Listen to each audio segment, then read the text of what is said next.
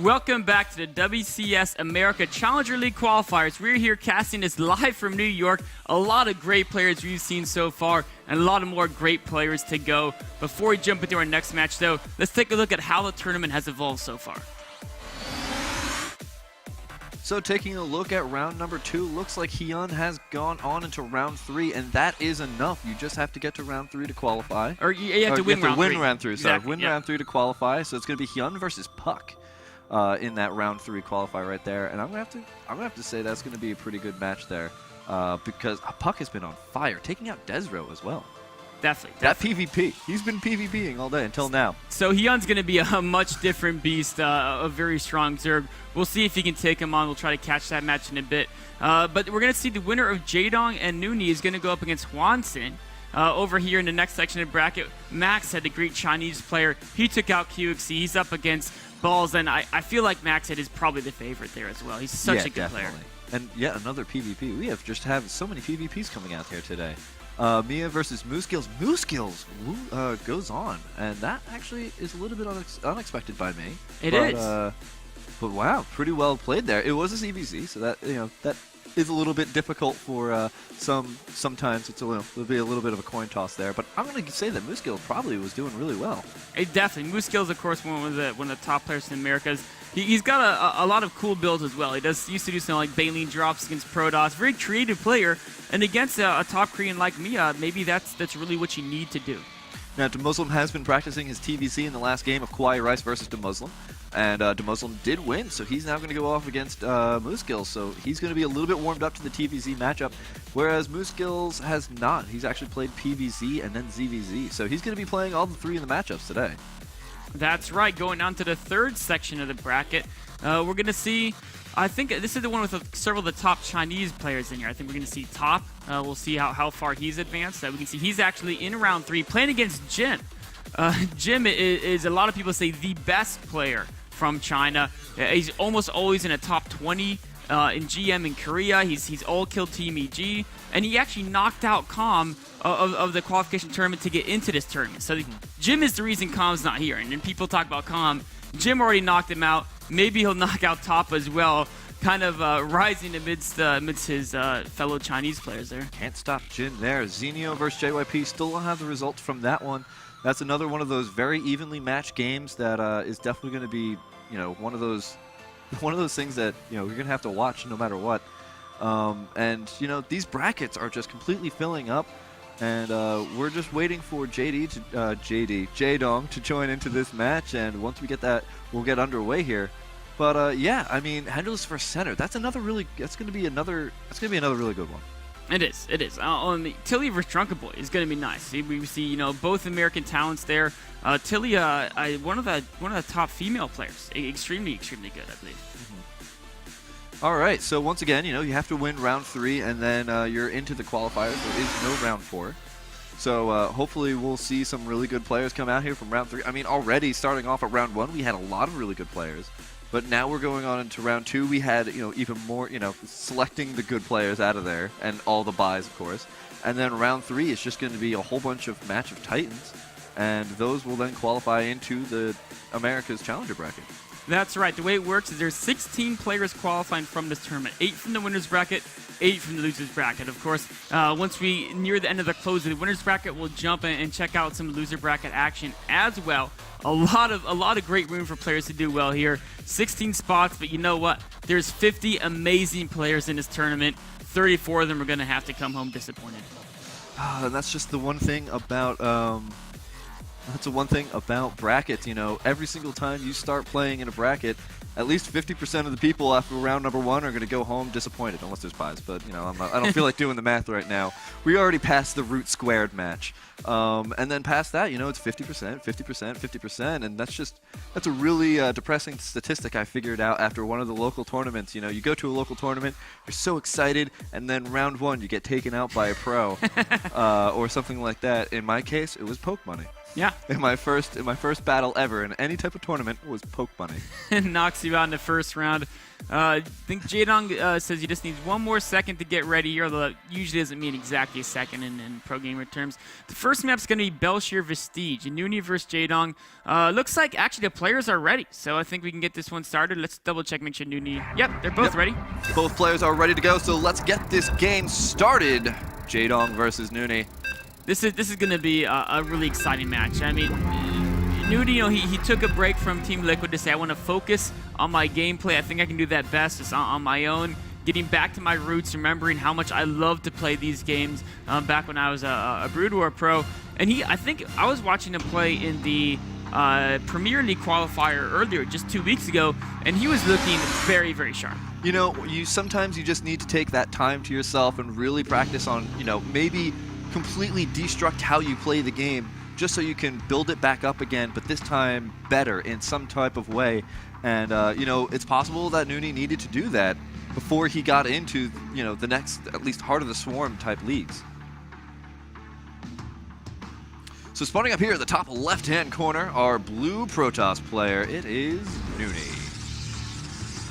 Spawning down here in the bottom right-hand corner, the evil, the despisable Zerg player, it is Jaedong. Of course, from Team Evil Geniuses, known as the Tyrant, because he just absolutely destroys anyone who stands in his path. Jaedong, one of the most famous players from Brood War. This guy's won, I believe, 3 MSL tournaments, like 2 OSLs. These are the premier leagues that were on the major TV stations in Korea. I mean, this guy is so famous. He's won so much money in Brood War. Starcraft 2, he hasn't had quite the same success, although he did make a pretty nice run at the last IEM tournament. And you know what's really actually pretty funny is that Jaedong's rival, basically in Starcraft Brood War, was Flash. Yeah. And Flash has been doing really well. Jaedong's been doing really well. And it's also great that we see yet another Brood War, although Foreigner champion, Nony coming in here as well. Nony was yet another Starcraft Brood War player. I believe it was TSL 2. 2 or 2. I think it was 2. Yeah, it was 2. 3 was Starcraft 2. Okay, I was off by So number. 2, he came in and did really well. I believe White Raw won that one eventually, but I believe it was the finals of White Raw versus Nony. And that was just, these kinds of, it's really funny to see all these StarCraft Brood War players still coming into StarCraft 2, still doing really well. Some of them, more than others, cough Flash, but Jaedong still incredibly impressive opponent. Definitely. Not an opponent you want to go up against. Someone that, especially with Nony's background in Brood War, Jaedong was top, he was one of the best. He's a legend from Brood War, and so to play against this guy, there's that reputation, and it's got to be intimidating to a certain degree. Oh, incredibly. So, speaking of intimidation, it looks like Nony so far is staying a little bit one-base centric. He's going for his one-gas expand after getting his Cyber Core out. And we could see this turn into a number of different builds. We've seen the Soul Train build. It's somewhat similar to this, Mothership Core coming on out. And that's going to allow him to gain a little bit of map control in order to, actually get into his expansion. And of course, by having the Mothership Core out even earlier, you can start building up a lot of units, a lot of sentries, and possibly turn this into a Zealot aggression where you have the ability to recall. A very interesting gateway expand for Nony. Of course, he's one of the guys who actually never forge expands. Even in Wings of Liberty, he pretty much never ever forge expanded. And he's doing it a little bit differently than we've seen Nano in the past. We've seen him do these gateway expansions, and he gets the Nexus a little bit faster. Nony here getting 2 Zealots out first, so he wants to put on some pressure. And here comes that pressure. He's got the Mothership Core as well. And once again, as soon as that Mothership Core gets 100 energy, he can just recall immediately. So what this can really actually do for Jaedong is Jaedong's going to possibly be forced to pop out a whole bunch of either Spine Crawlers or Zergling. And every single Zergling that comes out here, or at least every 2, is one less drone that Jaedong's going to have in this very beginning econ period. That's the idea. And he's, Nony's seen his Zerglings. He's going to back up. Of course, he's produced another Zealot to protect his expansion and pilots at the front there from the Zerglings of Jaedong. And it's always a question everyone asks. Okay, making the Zerg make 8 Zerglings, does that slow them more than you delaying the Nexus to get the Zealots out first? And Nony says, you know what, I think it is worth it. I want to get out there and get in their face and scare them a bit. But those Zerglings are now sweeping around the right side. His forces are still on the left watchtower. He better complete that wall fast, because right now he only has a single sentry to defend. And at least that sentry will have the ability to throw down a force field, and if not, then of course there's also going to be the ability for the recall. The Zergling instantly turning around, and the sentry is going to be able to have to force out one force field here, which is going to force Nony to run all of his forces back here. Here comes that mothership core now. And, oh, that pylon's actually going pretty low. There is another sentry right there, but the force field on the left is going to fade. And it looks like he's going to be able to get in and take out one of the sentries. Now going to be able to get on right onto the main base. Oh, just perfect. Oh. That was so close. If those Zerglings got into main, he would have been in such a tough spot. But as it is, that wall coming in just the right time to keep those guys out of the main. And he's actually able to clean up the Zerglings fast enough that he can actually just cancel that pylon instead of having to worry about killing it. There we go. I was worried for a second there, because I think it was only a second there left on that pylon to build, and that would have been 100 minerals he didn't want to have to spend and then kill. So a little bit of an awkward start for Nony, but you know, in the end of that, he didn't really take too much damage, and Jaedong actually made another significant group of speedlings. Wait a minute, did Jaedong not see? He didn't see the pylon. Oh, just barely missed it. He had a whole bunch of Zergling just kind of hanging out there, but it looks like he just barely missed that pylon. And a whole bunch of Zergling over here going to engage all these Zealots as they move out, take out the sentries, which is pretty huge. It is. That's going to deny so many force fields. Oh, now Jaedong sees what's happening. On the left side, he sees more pylons going up, more Zealots coming in, abandons his plans to take a third base, and he doesn't have his upgrades yet. So the Zerglings and Zealots can be roughly cost even against each other, except that there's a lot more Zealots than there are Zerglings, cost for cost. But the Zealots are a little bit slow here. They're going to have to take a little bit longer time, and actually using the Spine Crawlers as a huge choke point here to actually get a really good engagement on these Zergling, and actually Jaedong's taking a lot of losses here that he doesn't really need to. Now all the Zergling are going to be able to surround everything, but the Mothership Core doing a lot of damage. This Queen's doing a lot of damage on the Zealots, though. Those three Queens so instrumental in providing that range support. Mothership Core goes down. The Zealots... recall. Oh, the Zealots get surrounded. This is it for these Zealots. They will fight bravely until their death, but do they make this cost-efficient, Axlev? That's the question here. So many Zergling coming out here, but look at the worker count. It's 41 to 39. I would say it's pretty worth it. It's giving the map control back over to the Zerg, though. It has. But there's still that pile. Oh, he's probably going to get a cancel on this third hatchery. Jaedong, his Overlord, should see this. But he's not. He doesn't want to admit it. He doesn't want to admit that's happening. He's actually just going to go straight on into the natural, try and get on into the natural. Pylon's going down here, and it looks like he's going to be able to just barely fend this off. A lot of Zergling coming in here. They do have force fields available, but he's trying not to spend that energy right now. He's trying so hard not to spend that energy. DT's coming in as well, and actually going to be able to get right on in here. The hatchery wasn't even canceled. It just totally died. Jaedong is being caught totally off guard here. His speeding counter is thwarted. DT's are going to do significant damage here. Jaedong's really struggling against, Nony's kind of creative, just mass Zealot, Pylon, DT aggression. And it looks like he's going to try and do as much damage as possible for these Spore Crawlers. I was wondering if he's going to go for the Spore Crawler or not, and it looks like not. He's just going to try and kill as many things as possible. He has killed 11 workers so far, so that's actually a pretty large lead here, forcing out a lot of Spore Crawlers as well. As long as he doesn't turn into any type of Stargate play, those Spore Crawlers are now just a whole bunch of drones and minerals that are just going to go down the drain. It looks like Nony's going to follow this up with a mass charge or Archon timing, and that's a perfect response to the speeding play that Jaedong's showing. Yes, Jaedong's going to have a significant upgrade advantage, but with the Archon splash and the Zealots in front to tank for the Archon, it's going to be a very difficult composition for Jaedong to deal with unless he can scout it and either switch into roaches or build an appropriate amount of spine crawlers. And I've been seeing Jaedong do a lot of ZvP lately, and every single time he goes for such a very, very Zergling-heavy type of composition. I'm not exactly sure what these Zergling are doing here right now. They're just kind of hanging out in this corner. They're all kind of trying to see who can get more into the corner. But with this huge amount of Zergling, you're completely right. This type of push coming out here from Nony is actually going to be able to do so much damage. And that's what's really going to be scary here. Overseer scouts it all. But it is a bit all-in-ish. If he doesn't do enough damage here, he's going to be kind of stuck. He's not going to go for a third base anytime soon. Oh, no, he's not. He's too far behind in upgrades to really be able to continue this game. If Jaedong can get to the Ultra stage, it's pretty much over. But he's going to try to attack before that. Jaedong is going to try to defend with just speedlings, and it's going to be very tense because he doesn't quite have 2-2 yet, and with only the upgrade advantage of 1-1, I think the Archon Zealot is going to trade very favorably against this pure Speedlings. So he's got another 70 seconds before the 2-2 upgrade's going to finish. Oh, Speedling counterattack though. Warping in Zealots to defend. Can they hold the wall? Oh, looks like a whole bunch of not. Speedlings are going to be able to filter on through these Zealots. They're trying to do as much damage as possible, but it looks like all the probes have to be pulled now, and they're actually just going to go straight on to this main base. But here comes the push here from Nony down here at the bottom. All the Archons have come in here. The engagement's starting to begin, and the Archon is actually getting surrounded here. So one Archon is already down, but the charge lots are doing so much work. The rest of the Archons are just kind of hanging out in the back. They're able to clean up all the Zerglings that are trying to go for that flank, and the Zealots are getting actually cleaned up pretty well by all of these Queens.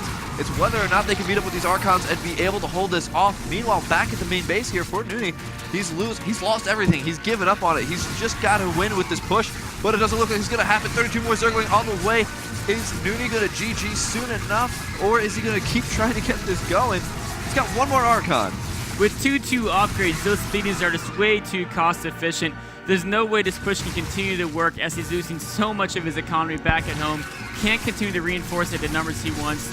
And Jaedong just continues to rally more and more and more Zerglings into this. But Jaedong hasn't been ejecting. He's running low on Larva.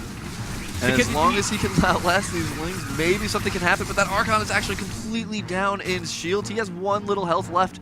Just one little tap from any Zergling. Just any Zergling will completely deconstruct that Archon. I don't know exactly what happens when an Archon dies, but that's what happened when a Zergling hits it. Starting to regenerate those shields now. The extra damage in the back can be of immense value. Is Jaedong going to focus that Archon down? Pretty good positioning here, keeping her Archon in the back. It's actually still alive, still doing a lot of damage. There it goes, finally goes down. One Archon still left. There's still a lot of Zealots, though. The Zergling actually having a little bit of difficulty dealing with all of these Zealots and taking out all the Spine Crawlers before they're able to finish up. Is Nony going to do it? The Zerglings never went to the natural to destroy that economy. He can still warp in additional Zealot reinforcements, and that might be all he needs. And he looks like he's going to be able to take out so many drones here with the splash damage from the Archon. No, just barely gets up the ledge and is out of the fog of war for Nony.